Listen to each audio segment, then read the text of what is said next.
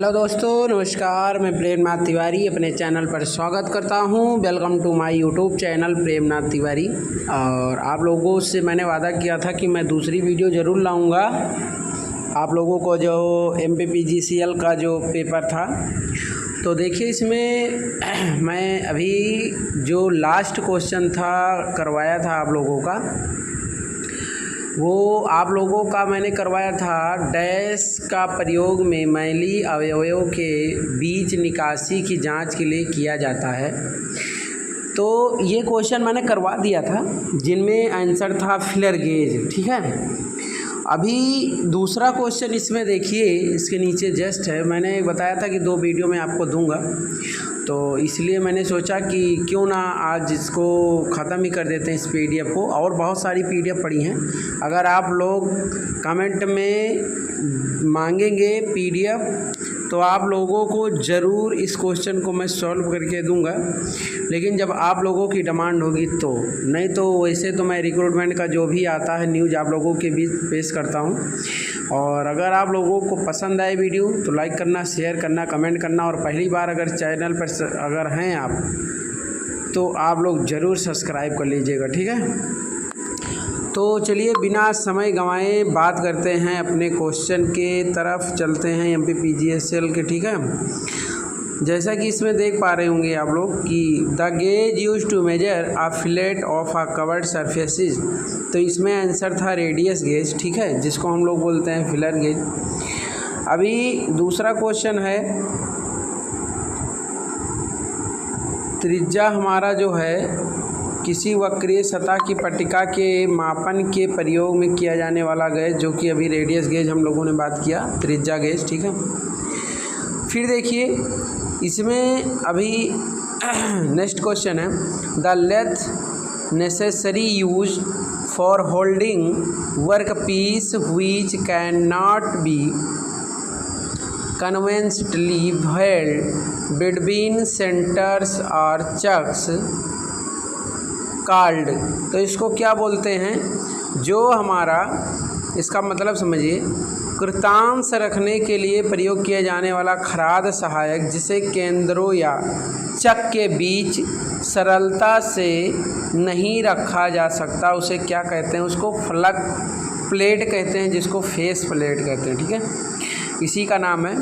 ये कंप्यूटर से गूगल करके ट्रांसलेट करते हैं, इसलिए इतनी आपको कठिन लग रहा होगा। और मैं उसी को सरलता से आप लोगों के बीच समझ पेश करता हूं, तो आप लोग ज़रूर बताइएगा कि आपको वीडियो कैसा लगा। ठीक है, dash are use in screw jack. अब देखो, स्क्रू जैक जो हमारा होता है, आप लोग जानते हो, उसमें स्क्वायर थ्रेड होती है। ये बहुत घिसा पिटा क्वेश्चन है, बहुत बार आ जा चुका है। तो इसको आप लोग जानिएगा कि डैश पे जैक्स का प्रयोग किया जाता है वर्गाकार चूड़ियाँ में। ठीक है, a dash is used for inspecting cylindrical whole.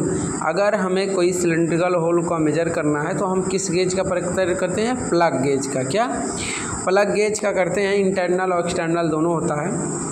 और ये हिंदी में दिया गया वर्जन, इंग्लिश दोनों में है, इसलिए मैं दोनों को, जो नहीं समझ में आता है आप लोगों के, वो चीज़ें मैं बार बार दोनों को बताता हूँ करके। ठीक है, अब देखिए इसमें लिखा गया कि जो primarily which one of the following process use to correct cut off roundness taper tool marks and axial distortion. कह रहा है कि अगर ये प्रक्रिया जो की गई, वो कौन सी प्रक्रिया है जो गोलाकार सुंडाकार उपकरण चिन्हों को अच्छे विकृति सही करने के लिए किया जाता है, उसे हम लोग बोलते हैं होनिंग, जिसको बोलते हैं सान चढ़ाना। ठीक है, फिर आ गया दूसरा question, which one of following is not मेंस्ड mark on the plug gauge. ठीक है, कह रहा है कि प्लग गेज निम्नलिखित में से किस पर अंकित नहीं होता। तो ये जो मटेरियल ऑफ गेज होता है, अब आप देखिए ना, कोई भी अगर गेज का पदार्थ है तो उस गेज पे लिखा गया कि अंकित नहीं होता है, यानी क्या अंकित नहीं होता? प्लग गेज निम्नलिखित में से क्या अंकित नहीं होता, यानी वो पदार्थ किस चीज़ का है, उसमें ये चीज़ें नहीं लिखी जाती। कहने का मतलब ये है सीधा सीधा। ठीक है, फिर देखिए next question, which of following statement is correct related to aluminium and aluminium alloy. ठीक है, कह रहा है कि एल्युमिनियम और एल्युमिनियम मिश्र धातु के संबंध में निम्नलिखित में से कौन सा कथन सही है।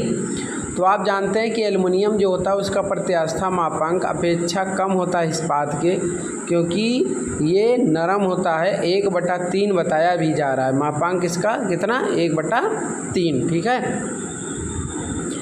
फिर कहा जा रहा है कि phosphorus bronze is mainly used, कहाँ किया जाता है, यानी फास्फोरस ब्रॉन्ज का कहाँ, फास्फोरस जो ब्रॉन्ज है उसका प्रयोग कहाँ किया जाता है मुख्यतया, तो बुश बनाने में किया जाता है, बुशिंग। ठीक है, फास्फोरस ब्रॉन्ज का प्रयोग कहाँ किया जाता है, बुशिंग। अच्छा, फिर इसमें देखिए A/N dash consist of tapered body, square or rectangular in cross section and the tapered edge the group। तो इसमें कहा जा रहा है कि डैश में एक पतला निकाय है जो अनुप्रस्थ काट में वर्गाकार या आयताकार होता है और पतले तारों पर काटा जाता है। तो पतला किनारे पे क्या काटा जाता है, तो कहा जा रहा है कि जैसे जो आपका रैग न्यू होता है, बोल्ट रैग फाउंडेशन पे बनता है। यानी आप लोग देखते होंगे अगर मशीन को हमें स्थापित करना होता है तो हम लोग क्या करते हैं, उसमें 3-4 प्रकार के बोल्ट जो फाउंडेशन के होते हैं बनाए जाते हैं। तो जिनमें जैसा आवश्यकता होती है वैसा हम उसमें करते हैं। जैसे इसमें देखिए क्वेश्चन, जैसे इसमें रैग फाउंडेशन बोल्ट सही है। ठीक है, लेविस न्यू जो लिखा गया इसका भी प्रयोग होता है, लेकिन उसका परिपथ अलग होता है, बेंड का अलग होता है, जो मुड़ा हुआ होता है। रुझानी आई बोल्ट आप लोग देखते होंगे जैसे क्रेन व्रेन होती है ना, तो उसमें होता है। ठीक है, अब चलिए मैं थोड़ा सा जनरल एप्टीट्यूड की बात कर लेता हूँ, जिसमें लिखा गया कि प्राचीन पद्मनाथ स्वामी मंदिर कहाँ है, तो ये तिरुवनंतपुरम केरला में है और केरल की राजधानी भी तिरुवनंतपुरम है। ठीक है, अभी दूसरा क्वेश्चन है इसमें कि दिल्ली की एकमात्र महिला सुल्तान रजिया सुल्तान दिल्ली के किस शासक की बेटी थी, तो आप लोग जानते हो इल्तुतमिश की थी। ठीक है, फिर क्वेश्चन आ रहा है निम्नलिखित में से किस राज्य में आपको एक सींग गैंडे यानी भारतीय राइनो इंग्लिश शब्द है के प्राकृतिक आवास मिलने की संभावना, मतलब कहाँ पाया जाता है, कहने का मतलब है असम में पाया जाता है। फिर आ रहा है क्वेश्चन देखिए, कौन सा कथन इसकी उत्तम व्याख्या करता है कि शिलांग किसकी राजधानी, आप लोग कमेंट में बताइए, में वार्षिक रूप से लगभग 200 सेंटीमीटर वर्षा क्यों होती है, जबकि चेरापूंजी जो कि मेघालय में सबसे ज़्यादा पहले बारिश होती थी, अब तो मासिक नाम हो गया, जो लगभग 30 किलोमीटर दूरी सीधी दूरी पर स्थित है, वार्षिक रूप से 1250 सेंटीमीटर से अधिक वर्षा होती है। ये कारण पूछा गया है। तो लिखा गया कि चेरापूंजी खासी पहाड़ियाँ से आने वाली हवा की ओर स्थित है और मानसून की बंगाल की खाड़ी से आने वाली वर्षा प्राप्त करती है, जबकि शिलांग खासी पहाड़ियों के निचले भाग में स्थित है जो वर्षा क्षेत्र बनाती है, यानी वर्षा छाया का क्षेत्र बनाती है। ये इसका व्याख्या है, एक तरीके से आंसर भी है। ठीक है, फिर कह रहा है केंद्र और राज्यों के बीच विवादों का न्याय करने के लिए भारतीय संविधान द्वारा डैश क्षेत्राधिकार के अंतर्गत भारत के सर्वोच्च न्यायालय को अधिकार दिया गया है।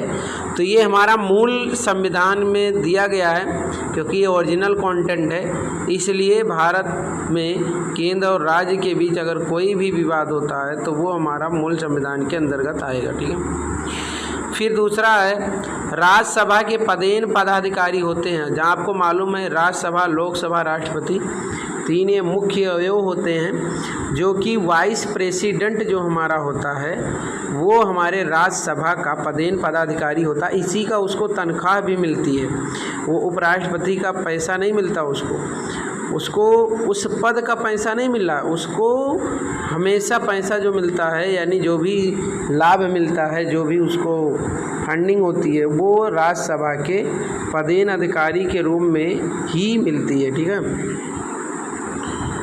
फिर दूसरा क्वेश्चन है एशियाई बैंक, जिसको बोलते हो ना एशियाई डेवलपमेंट, तो ये आप कह रहा है कि एशिया की सर्वाधिक तीव्रता से बढ़ती अर्थव्यवस्था किस देश की है। तो अभी भारत की बताई जा रही है, केवल किताबी भाषा में होता है, रियल में कुछ ऐसा दिख नहीं रहा है।